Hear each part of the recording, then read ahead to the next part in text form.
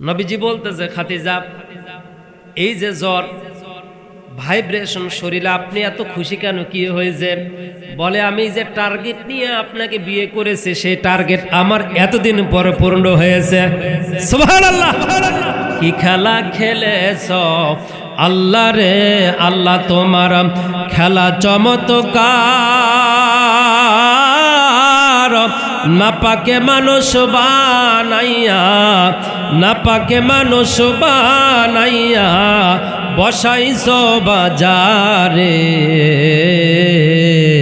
কি খেলা খেলেছ আল্লাহ রে তুমি, কাউরে দিলা 10টা সন্তান, জায়গা জমি নাই। কাউরে দিলা কোটি টাকা, একটা সন্তান নাই। ঠিক কিনা?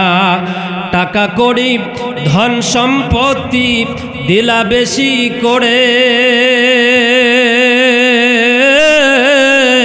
মরার পহরে জানাজা দিয়া কবরে নামাবে কে তারে রে। কি খেলা খেলেছ মাওলা রে, লিল্লাহে তাকবীর। আমার ভাইরা, আল্লাহ রাসূল সারাটা জীবন আল্লাহর ঘরকে জিন্দা করার জন্য প্রচেষ্টা চালিয়ে গিয়েছেন। প্রচেষ্টা তার সর্বদাই সর্বক্ষেত্রে তিনি সব সময়ের জন্য করে গিয়েছেন। আর অপর পক্ষে আবু জেহেলের কাজ, এই দাওয়াত কেমনে বন্ধ করা যায়, মিশন কেমনে বন্ধ করা যায়, আবু জেহেল জানত। আবু জেহেল জানারও চেষ্টা করেছে, জেনেওছে, এরপর আবু জেহেল শুনেওছে, কিন্তু হেদায়েত নামক যে দৌলত আল্লাহ পাক তাকে দেয় নাই। বিধায় আবু জেহেল ক্ষমতার জন্য সারা জীবন মুহাম্মদ রাসূলের কাছে হাত রেখে বায়াত করে মুসলমান হতে পারে নাই। সর্বপ্রথম যেদিন আল্লাহ রাসূল নবুয়ত পায়, দাওয়াত মাত্র দিচ্ছেন, দাওয়াত দেওয়া শুরু করেছেন, মা খাদিজা রাদিয়াল্লাহু তাআলা আনহার কাছে এসে নবীজি বললেন, খাদিজা, আমার অবস্থা এই হয়েছে, আমার বিস্তারিত আলোচনা করার সময় নাই। মা খাদিজা রাদিয়াল্লাহু তাআলা আনহা বললেন, আপনার আর বসে থাকার কোনো সুযোগ নাই, কারণ আপনার উপরে এসেছে এখন কোরআন। আপনার কাজ হলো এখন দাওয়াত করতে হবে। কোরআন যখন তুমি পেয়েছো তখন থেকে তোমাকে দাওয়াত করতে হবে। মুসলমানের ঘরে জন্ম নিয়েছো মানে তোমাকে ইসলামের নিয়ম নীতি মেনে চলতে হবে, কারণ এটা হলো তোমার উপরে ফরজ। যদি তুমি বাদ দিয়ে চলাফেরা করো, নির্বাচনের সময়ে যেমন সরকার প্রধান লোক দেখে দেখে প্রতীক দিয়েছে, লোক বিশ্বাসে দায়িত্ব দিয়েছে, ঠিক ওই রকম কিন্তু আল্লাহ পাক আপনাকে আমাকে জান্নাত দিবে। কিন্তু বেছে বেছে দুনিয়াতে আপনার দায়িত্ব ছিল কি, আপনি করেছেন কি? আল্লাহর কাছে জবাব না দিলে আগাইতেও পারবেন না, বিজাইতেও পারবেন না, জাহান্নাম নির্ধারিত সহ্যও করতে পারবেন না। কথা বলেন ঠিক কিনা? আবু জেহেল আল্লাহ রাসূল মা খাদিজাতুল কুবরাকে বলছে, খাদিজা, আমার অবস্থা এই। তখন খাদিজা মুস্কি হেসে রসুলকে ধন্যবাদ দিচ্ছে। তখন রসুল কারীম সাল্লাল্লাহু আলাইহি ওয়াসাল্লাম বলছে, খাদিজা, আমার গায়ে জ্বর, সহ্য করতে পারতেছে না, আর আপনি মুস্কি হেসে আমাকে ধন্যবাদ দিচ্ছেন, কারণ কি? আপনার যদি গায়ে জ্বর আসে, বাহিরে থেকে কোনো কিছু ভয় লাগছে দেখে আসছেন, এই যে আপনার এই কি বলে এটা, চড়ুইখুরা পার হইতে একটা মুরগি দেখছেন কয়েকটা বাচ্চা সহ গভীর রাত, অথবা আপনি এই বাল্লাপুকুর পার হচ্ছেন, এমন সময় যদি তাল গাছ হেলে আপনার সামনে আসে, আর এইটা দেখে যদি আপনার শরীরে ভাইব্রেশন হয়, গায়ে প্রচণ্ড জ্বর আসে, এই অবস্থায় বাড়িতে যেয়ে যদি স্ত্রীকে বলেন লেপ দাও, খেতে দাও, শুয়ে পড়ি, ওই অবস্থায় আপনার স্ত্রী যদি আপনাকে বলে ধন্যবাদ, আপনার গায়ে জ্বর থরথর করে কাঁপতেছে, ওই অবস্থায় যদি বলে ধন্যবাদ, আপনার মন মেজাজটা কি হবে বলেন তো? জ্বর যদি থাকে 110 হয়ে যাবে 485, খালি কবে যে লাঠিটা কুটি, ঠিক কিনা? হ্যাঁ, আপনার ব্লাডে রাগ বেড়ে যাবে, বিদায় বলবে লাঠি কয়াকে লাঠি দাও, জ্বর পড়ে কে? আমার গায়ে জ্বর আসছে, তেল মেখে দিবা, তুমি আমাকে ওষুধ দিবা বা ডাক্তার নিয়ে আসবা, তা না নিয়ে এসে আমাকে বলতেছে ধন্যবাদ। ঘটনা কি? আমি মরে গেলে আর এক জায়গায় প্ল্যান নিয়েছো, আপনি কিন্তু রাগ করে এই কথা বলবেন, কিন্তু না, নবীজি বলতেছে খাদিজা এই যে জ্বর ভাইব্রেশন শরীরে, আপনি এত খুশি কেন, কি হয়েছে? বলে আমি যে টার্গেট নিয়ে আপনাকে বিয়ে করেছি সেই টার্গেট আমার এতদিন পরে পূর্ণ হয়েছে। সুবহানাল্লাহ। কি টার্গেট? তাওরাত জব্বর ইনজিল শরীফ যারা পড়েছে ওই সমস্ত পণ্ডিতগুলো, ওই সমস্ত ইহুদের আলেমগুলো আপনাকে দেখে টার্গেট করেছিল। আপনি অবশ্যই আপনার মাকে দেখে টার্গেট, আপনার বাবাকে দেখে টার্গেট, অবশ্যই আপনি নবী হবেন, নবীর বাবা মা কেমন হবে ওই টার্গেটে আমি কিন্তু বড় বড় ধনাঢ্য ব্যক্তিদেরকে বিয়ে করে নাই, আপনাকে বিয়ে করেছি। নবীজি বললেন এই টার্গেট আপনার পূর্ণ হয়েছে, কিন্তু আমার অবস্থার পরিবর্তনটা কেমনে হবে আপনি একটু আমাকে বলেন।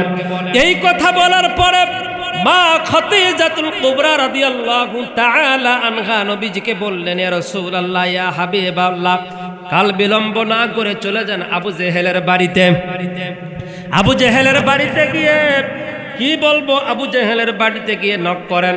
বলে না না না, বড় লিডারের কাছে গেলে মার খাওয়া লাগবে, কারণ ওদের কাছে গিয়ে যদি বলি ওই দল বাদ দেন এই দলে আসেন, এই দল সঠিক, তাহলে তো মার খাইতে খাইতে দেশে থাকা তো যাবে না, টামটোকলা বাঁধারও সময় দিবে না, কত হামলা কত মামলা করবে, অতএব এই কাজ আগে করা যাবে না।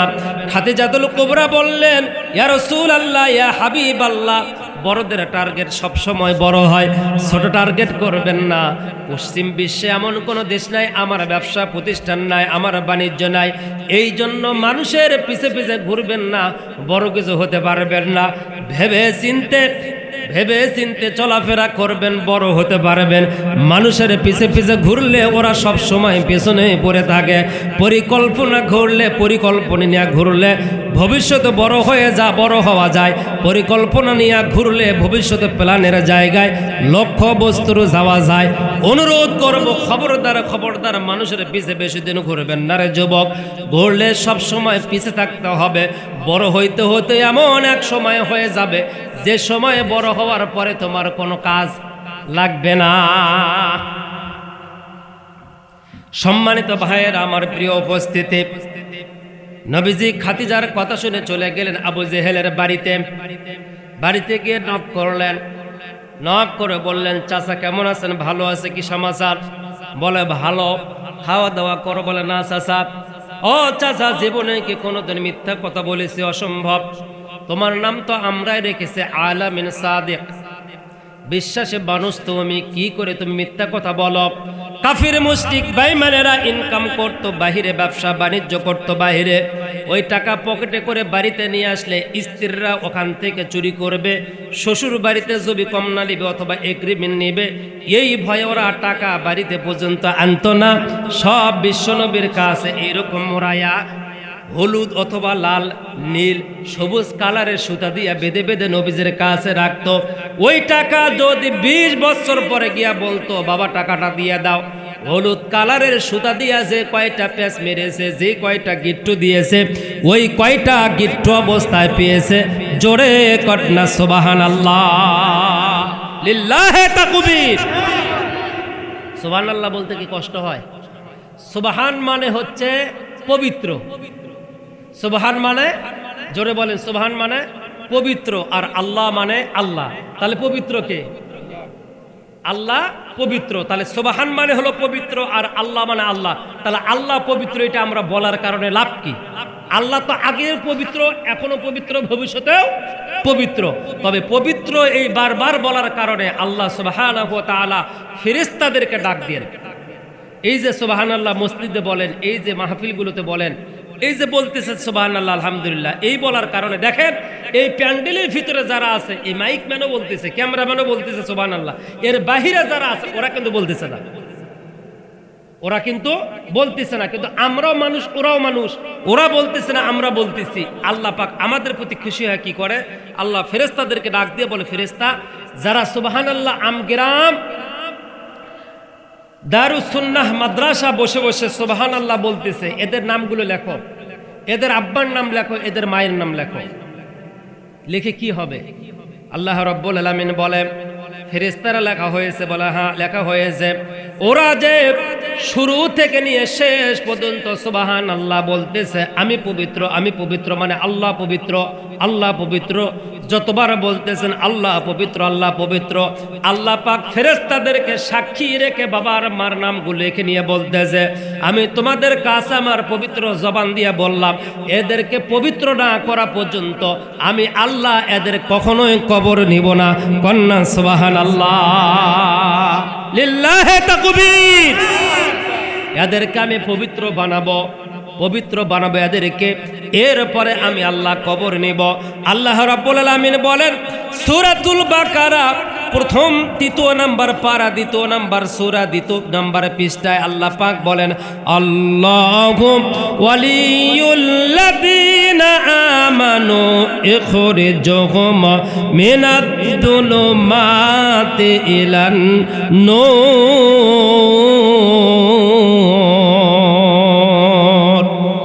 আল্লাহ আমাদের বন্ধু হয়ে যায়। বন্ধুর কাজ হলো বন্ধুকে আলোর পথে নিয়ে যাওয়া, বন্ধুর কাজ বন্ধুকে সাহায্য করা, বন্ধুর কাজ বন্ধুকে বিপদ থেকে মুক্ত করা, বন্ধুর কাজ বন্ধুকে বিপদ আপদ থেকে মুক্ত করা, সাহায্য করা, সহযোগিতা করা। আল্লাহ পাক বলেন যারা আমাকে সুবহানাল্লাহ বলে পবিত্র বলে বারবার ধন্যবাদ জানাচ্ছ, আমি আল্লাহ তোমাদেরকে বন্ধু বানালাম। পৃথিবীর নামক অন্ধকার একটি এই ভূখণ্ড থেকে আমি আল্লাহ তোমাদেরকে যতক্ষণ পর্যন্ত পবিত্র না বানাবো অতক্ষণ পর্যন্ত তোমাকে কবরে ডাক দিব না। আর আমি আল্লাহ শুধুমাত্র তোমাকে পবিত্র করব তা না, তোমার আব্বা আম্মাকেও পর্যন্ত আমি আল্লাহ ক্ষমা করে দিব। জোরে কন্যা সুবহানাল্লাহ। রঙ্গরসের দিন ছিল আমার আগি দিন, রঙ্গরসের দিন ছিল আমার আগি দিন, 12 ঘন্টা সময় আমার সন্ধ্যা হইল, পাখি উড়ে যাওয়ার বোঝে সময় হলো, পাখি উড়ে যাওয়ার বোঝে সময় হলো। এটা ঘুরে দেওয়া যায় না, মানে ভিতরে চাইতে মানে বাহির আওয়াজ বেশি মনে হচ্ছে, এটা বাইকানে ঘুরে দাও তো শোনা। রঙ্গরসের দিন ছিল আমার আগি দিন, রঙ্গরসের দিন ছিল আমার আগি দিন, 12 ঘন্টা সময় আমার সন্ধ্যা হইল, পাখি উড়ে যাওয়ার বোঝে সময় হলো। বলেন পাখি উড়ে যাওয়ার বোঝে সময় হলো। শরীরের চামড়া ছিল টান, মিষ্টি সুরে গাইতাম গান, গলার আওয়াজ আমার কত দূরে যাইতো, পাইকা গেল মাথার চুল, কথা বলতে পড়ে ভুল, পাইকা গেল মাথার চুল, কথা বলতে পড়ে ভুল, চোখে দেখি গন্ডগোল দন্ত নড়িল, পাখি উড়ে যাওয়ার বুঝে সময় হলো, পাখি উড়ে যাওয়ার বুঝে সময় হলো। রঙ্গরসের দিন ছিল আমার আগে দিন, রঙ্গরসের দিন ছিল আমার আগে দিন, 12 ঘন্টা সময় আমার সন্ধ্যা হইল, পাখি উড়ে যাওয়ার বুঝে সময় হলো, পাখি উড়ে যাওয়ার বুঝে সময় হলো। লিল্লাহি তাকবীর, লিল্লাহি তাকবীর। তাহলে আমাদের দায়িত্ব হলো যতক্ষণ পর্যন্ত নিচে থাকবো সুবহানাল্লাহ আলহামদুলিল্লাহ বলবো। পারবো তো ইনশাআল্লাহ? পারবো তো? বিনিময়ে আল্লাহ পাক বন্ধু বানাবে, জীবনের গুনাহগুলো মাফ করে দেওয়া না পর্যন্ত আল্লাহ সুবহানাহু ওয়া তাআলা এই অন্ধকার নামক দুনিয়ার যে ভূখণ্ড এখান থেকে আল্লাহ পাক আমাদেরকে নেবেন না। জোরে বলিন আল্লাহুম্মা আমিন। তাহলে নবীজি কোথায়? আবু জেহেলের বাড়ির বারান্দায়। বলতেছে চাচা জীবনও কোনোদিন মিথ্যা কথা বলে না বাবা, তুমি তো ওয়ালয়ে সব সময়ের জন্য সত্য কথাই বলে থাকো, মিথ্যা কথা কখনো বলো না। তোমার সব সময় সত্য কথা আমরা জানি তুমি বলতে পারো এবং তুমি মানুষের সাথে ভালো মেশো, এই জন্যই ভালোবাসি। এবং তোমার কাছে অর্থ সম্পদ রাখলে নরসর হবে না, হলডেল হবে না, এই জন্যই তোমাকে আমরা আমানত তোমার কাছে আমরা রেখে আসি। নবীজি বলল চাচা আজকে যদি বলি পশ্চিম দিকের সূর্য পূর্ব দিক উঠেছে, সত্যি আত্মায় হাত দিয়ে বলেন তো বিশ্বাস হবে? বলে বেটা কেন হবে না, তুমি তো কোনোদিন মিথ্যা কথা বলো না। অবশ্যই বিশ্বাস করব, পশ্চিম দিকের সূর্য উঠেছে আজকে পূর্ব দিকে নয়। এই কথা বলার পরে আল্লাহ রাসূল বললেন, চাচা আল্লাহ আমাকে নবুয়ত দিয়েছে, আল্লাহ আমাকে নবুয়ত দিয়েছে, আল্লাহ আমাকে সত্য একটা দিন ধর্ম দিয়েছে। হাতটা বাড়ায়া দিয়া কালিমা পড়ে বায়াত পড়ে ধর্ম পরিবর্তন করেন, বিনিময়ে অতীতের সব গুনাহ খাতা আল্লাহ মাফ করে দিবে। একই সাথে হাসতে হাসতে আল্লাহর জান্নাতে চলে যাওয়া হবে। জোরে কটনা সুবহানাল্লাহ। আমার ভাইয়েরা, এই কথা আবু জেহেলের সামনে যখন নবীজি বলল, বলার সঙ্গে সঙ্গে এইদিকে একটু তাকান, এ বাবা এই দরজার কাছে চলেই দরজার ওদিকে থাকো না। আমাদের বাংলাদেশি মানুষ বোঝো না, হয়ে এলা মানুষ যাই কয় আইরে, তার সাথে যাইরে লাঠি পেটা খাইরে, পরে যায় হুঁশ হয় রে। মানে আমি এত কষ্ট করে ওয়াজ করতেছি, এত সুন্দর কথা বলতেছি, তাও ওই দিকে নজর, মানে একবার হলো ওই দিকে দেখতেছে, না জানে গেট দিয়ে কি আসতে পারে। অবশ্য আমি দিয়ে একবার দেখছি, তাই বলে আপনারা একাই না। তো আল্লাহ রসুলের কাছ থেকে এই কথা শুনছেন, শোনার পরে আবু জেহেল বলতেছে যে বাজান তুমি যে কথাটা আজকে আমাকে বলছো, এই কথাটা আর কেউ জানে? বলে বেশি কেউ জানে না, ওই খাদিজা জানে আমার স্ত্রী, আর একটু দুই একজন বলছে। বাবা যা হয়েছে হয়েছে, খবরদার এই কথা যেন আর কেউ না জানে। এ কথা জানি আর কেউ না জানে। আপনি যদি মনে করেন এই গ্রামের কোনো একটা কথা মাইক দিয়ে না বলে, মোবাইল দিয়ে না বলে, যদি মনে করেন এই পশ্চিম পাড়ার কথা পূর্ব পাড়া একেবারে ওই শেষ মাথা, একেবারে পূর্ব পাড়ার শেষ মাথা, ওই পুকুর পাড় পর্যন্ত আমি পৌঁছাবো, মাইক দিয়েও বলার দরকার নাই, মোবাইল ফোন করার দরকার নাই। ওই গ্রামের দেখবেন বুড়ি মানুষকে আছে, যার মনে করেন যে মোটামুটি দাঁত বিদায় আদায় নিয়ে চলে গেছে, খালি কোনো মতো নড়াচড়া করতে পারে, ফকর ফকর করে কথা কয়। ওই লোক খালি আস্তে কানত বলে আসবেন যে এই ঘটনা শুনলাম, তুমি জানি কাকু বলো না দাদি, খালি এই মাথাত বলে আপনি যদি প্লেন নিয়ে নয়, যদি রকেট নিয়ে ওই পাড়াত যান, পুরান পুকুর যা শুনবেন ওই কথা ওই পাড়াত গেছে। এত তাড়াতাড়ি যায়, কারণ মেয়ে মানুষের ভিতরে কথাগুলো খুব তাড়াতাড়ি ছড়ায়। প্রিয় ভাইয়ের আমার, রসুল বলতেছে আমি কাউকে বলিনি। বলে তাই নাকি? বলে হ্যাঁ, কয়েকটা মানুষ মাত্র জানে। বলে বাবা আমি তোমার কল্যাণ চাই, তুমি মানুষ খবরদার এই কথা আর বলিও না, তোমাকে একেবারে মেরে পিটে শেষ করে দিবি, অপমান করবি, অপদস্থ করবি, আমরা তোমার চাচা হিসেবে সহ্য করতে পারবো না। চিন্তা করতে পারেন কত জনদরদি হয়েছে, বাপ রে বাপ, এত বড় জনদরদি হয়েছে যে আল্লাহ দ্বীনের কথা নাকি বলা যাবে না। সুদ, ঘুষ, জিনা, ব্যভিচার, অন্যায়, অত্যাচার, জুলুম চলতেছে, সেগুলো কথা যদি আমি বলি শেখ আবু ইউসুফ, তখন আমার বিরুদ্ধে নানান কথাগুলো বলে।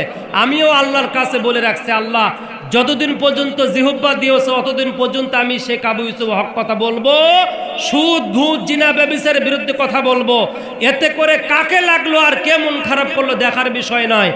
আমি যত কথা বলি এগুলোই শুধু ওনাদেরকে খারাপ লাগে, যার কারণে বিভিন্ন নেতা এবং বিভিন্ন প্রকারের পুলিশ প্রশাসনের কাছে আমার বিষয়ে হাজার অভিযোগ।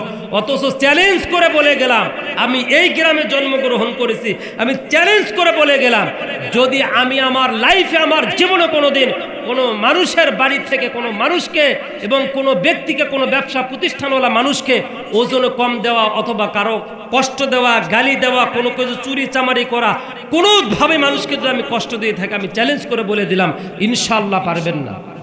কারণ আমি তৈরি হয়েছি অন্যভাবে, আমার জীবনটাই অন্যভাবে আমার গঠিত হয়েছে, আমি অন্যভাবে একটা অন্য পরিবেশে বড় হয়েছে। ছোটবেলা থেকে আমার বাহিরে থাকা, মসজিদ মাদ্রাসা কোরআন নিয়ে থাকা, অযথা আমাকে নিয়ে সমালোচনা করে, কি ঠিক না ভাই? অযথা সমালোচনা করে। রাজা বিরাটের মাহফিল থানার যায় বলে আসছে, ওসি সাহেব ভদ্র মানুষ বলতেছে শুধু শেখ আবু ইউসুফ বাদ দেওয়াজ করো।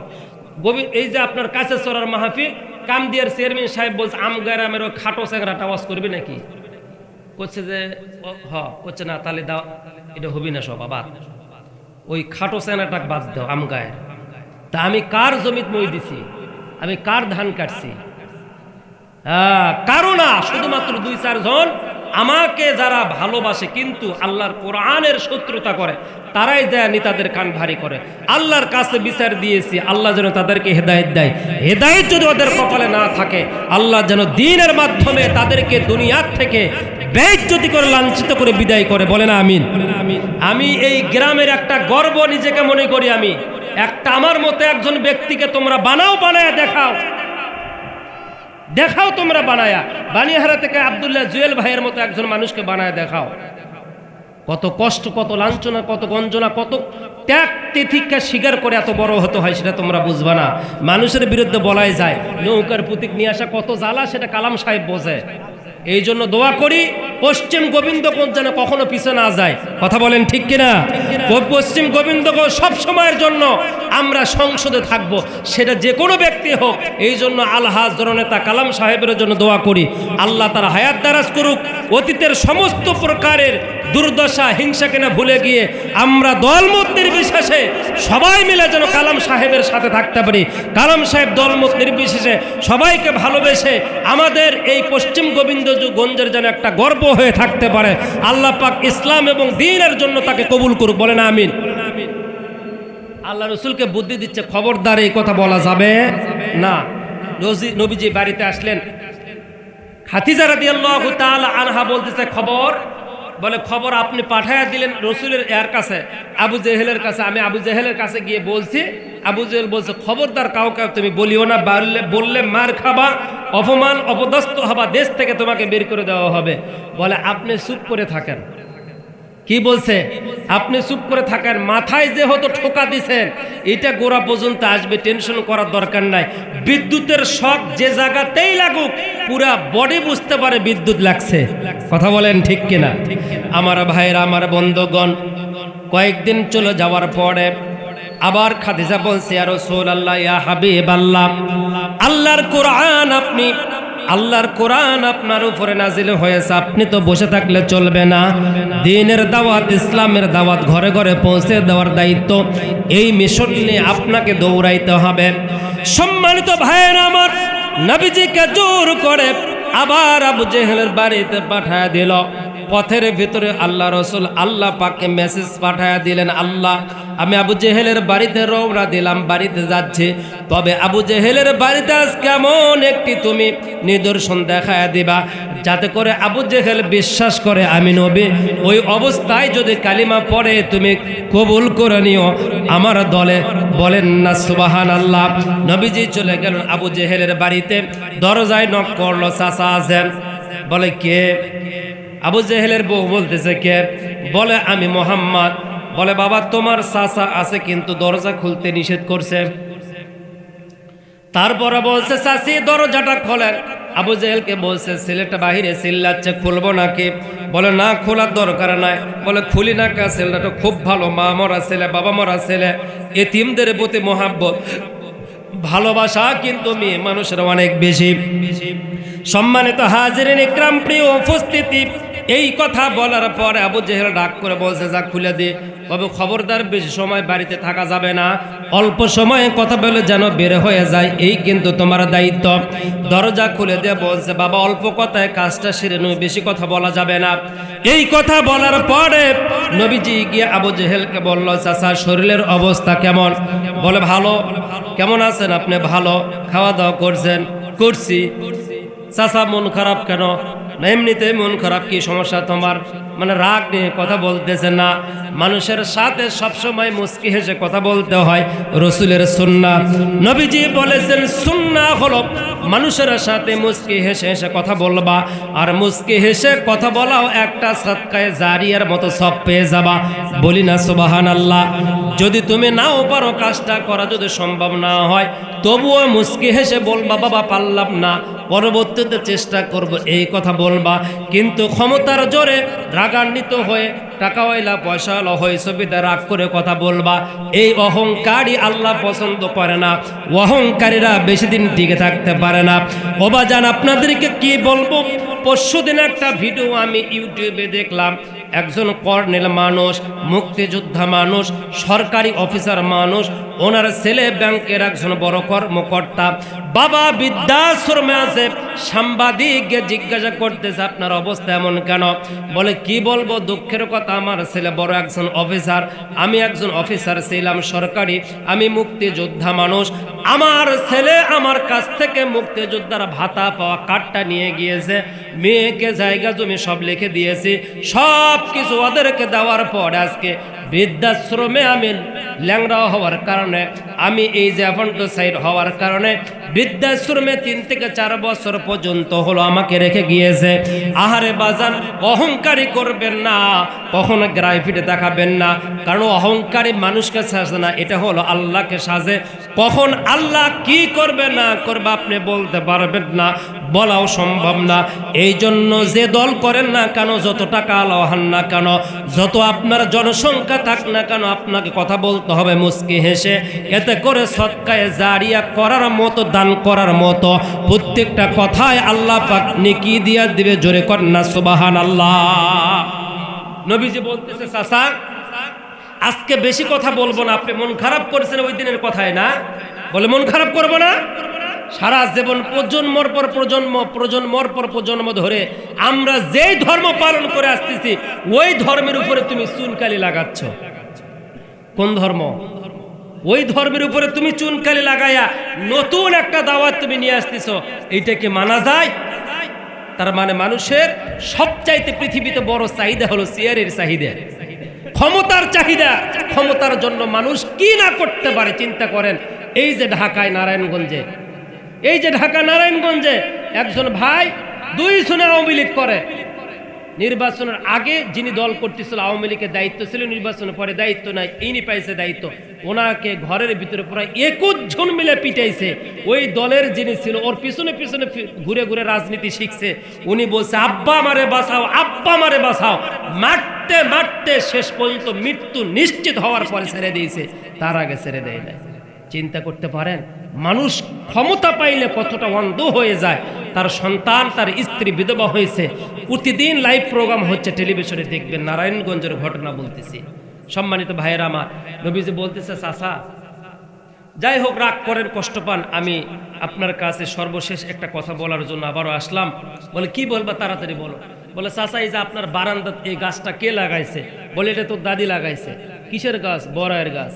ওহো, এই বড়াই তো আপনি ওই যে মক্কার বাজারে বিক্রি করেন না, মিষ্টি লাগে। বলে হ্যাঁ খাইছো তো মনে নাই? বলে হ্যাঁ মনে আছে। চাচা ওই গাছের পাতা এরকম কে? তখন বলতেছে কি রে, ঘটনা তো তাই, কি ব্যাপার? তো তখন আবু জেহেল বউ বলছে ঘটনা কি, আজকে এরকম হলো কে? তো বলছে চাচা আমি তো আসলে লেখাপড়া, রসুল তো কোনো ইউনিভার্সিটি পড়াশোনা করে নাই, তো চাচা এটা কি লেখা আছে জানি। ও তো 17 জন আছিল উচ্চ শিক্ষিত মক্কায় ওই সময়, পিএইচডি করা, তার ভিতরে আবু জেহেল একজন, আবুল হাকাম তার নাম ছিল। দেখে বলতেছে না আমি বলবো না। তখন আবু জেহেলের স্ত্রী একটু কম শিক্ষিত মানুষ, কোলে কি হয় কও না, কে সোলটা শুনবার চাচ্ছে। বলে না তুই বুঝবো না, মেয়ে মানুষ চুপ। মেয়ে মানুষ বলে বোঝে না, মেয়ে মানুষ 15 বছর যাবত দেশ চলায়, বোঝে না। না অনেক পুরুষ মানুষ রাগ করে কি কয়, তুই ওগুলো জমি কেনা দাবি না, বলে কাগজপাতি তুই কি বুঝিস, তুই বাপের বাড়িতে টাকা নিয়ে এসছো। বলে না মাঝে মধ্যে, সব সময় কথা বলবেন না। যদি নাই কিছু বোঝে তাহলে সংসদ চালাই কেমন? বিরোধী দল, প্রধান দল, এরপর আবার স্পিকার আছে, তাই না? সম্মানিত ভাইয়েরা, ওই দিকে আমি যাব না। তখন বলতেছে আপনি একটু বলেন না কি লেখা আছে। বলে না বলা যাবে না। রসুল বলতেছে চাচা আপনি একটা বার শুধু বলেন কি লেখা আছে। আর এদিকে আল্লাহকে মেসেজ পাঠায় দিয়েছে, আল্লাহ খালি একবার যদি খালি বলে আপনি কবুল করে নেবেন। সুবহানাল্লাহ, একবার যদি খালি মুখ দিয়ে উচ্চারণ করে, একবার। তখন আবু জেহেল স্ত্রীও ধরছে, এদিকে আবার রাসূল কারীম সাল্লাল্লাহু আলাইহি ওয়াসাল্লাম নিজেও ধরছে। 2 জনের চাপাচাপির কারণে আবু জেহেল বলতেছে তোর নাম আর তোর ওর নাম। চিন্তা করতে পারেন, বলতেছে তোর নাম আর তোর ওর নাম, তার মানে কত বড় বদমাইশ। হ্যাঁ, তার মানে আল্লাহ রাব্বুল আলামিনের কাছে রাসূল কারীম সাল্লাল্লাহু আলাইহি ওয়াসাল্লাম মেসেজ পাঠানোর কারণে আল্লাহ পাক এই বড়াই গাছের পাতার উপরে লিখে দিয়েছে লা ইলাহা ইল্লাল্লাহু মুহাম্মাদুর রাসূলুল্লাহ সাল্লাল্লাহু আলাইহি ওয়াসাল্লাম, লিল্লাহি তাকবীর। আমার ভাইয়েরা, আমার বন্ধুগণ, এদের ভয় হলো কিসের? এদের ভয় হলো এটা যদি চলে যায়, এই ভয় যার কারণে বলে নাই। নবীজি বারবার বলতেছে, চাচা একটা বার কি বলা যায় না কি লেখা আছে? বলা যায় না চাচা, একটা বার বলেন কি লেখা আছে? বলা যায় না। বলে না না না, বলবো না, বললেই তো এই দল আমার দল থাকলো না, আমার চেয়ার থাকলো না, আমার ক্ষমতা থাকলো না, সব চলে গেল, বিধায় আমি বলবো না। আবু জেহেলের স্ত্রী বলছে, তুমি তো আজকে অশিক্ষিত মানুষের মতো, বলে বেশি কথা বললে কিন্তু তালে কানের নিচে একেবারে দিছি, ভয়ে মেয়ে মানুষ আর কথা বলে না। আমার ভাইয়ের, আমার বন্ধুগণ, নবীজি বারবার চেষ্টা করলো, কিন্তু ইন্নাকা লা তাহদি মান আহবাবতা, হেদায়েত দেওয়ার মালিক আল্লাহ। আল্লাহ আবু জেহেলকে হেদায়েত দেয় নাই, বিদায় হেদায়েত পায় নাই। এই জন্য বলবো, আবু জেহেলকে নবীজি চেষ্টা করেছে, কিন্তু আল্লাহর খাতায় লেখা ছিল না হেদায়েত। এই জন্য আপনাকে বলবো, এই এলাকার আমার আস্থাভাজন প্রিয় ব্যক্তিত্ব, শ্রদ্ধাভাজন ভাইদেরকে বলবো, আমি আপনাকে এই আমগেরা মসজিদে দাওয়াত দিয়েছি, আসাদ মোর মাহফিলে দাওয়াত দিয়েছি, মিরিপুকুর মাহফিলে দাওয়াত দিয়েছি, রাজা বিরাট মাহফিলে দাওয়াত দিয়েছি, মোল্লাপাড়া দাওয়াত দিয়েছি। প্রত্যেকটা গ্রামে মানুষেরা ভালোবাসার কারণে আমাকে ডাকে, আমি এসে আলোচনা করে আপনাকে দাওয়াত দিয়েছে। আপনি যদি এখন পর্যন্ত মতটা পরিবর্তন না করেন, আপনার ব্যক্তিত্বের কারণে, আপনার পরিচয়ের কারণে যদি আপনি আপনার মত, আপনার ইচ্ছাটাকে পরিবর্তন না করেন, হাসরের ময়দান কিয়ামতের দিন আপনি ধরা খাবেন। এতে করে আমি ইউসুফ দোষী থাকবো না, আপনাকে নিজেকেই নিজের দায়িত্ব নিতে হবে, ঠিক কিনা? গোনা দিন ফুক রাইয়া যাবে, গোনা দিন ফুক রাইয়া যাবে, যৌবনে লাগবে ভাটি, ওই যে দেখ ডাকিতেছে আমায় কবরের মাটি। বলেন, ওই যে দেখ ডাকিতেছে আমায় কবরের মাটি, সন্ধ্যার আগে যেদিন ডুববে রে বেলা,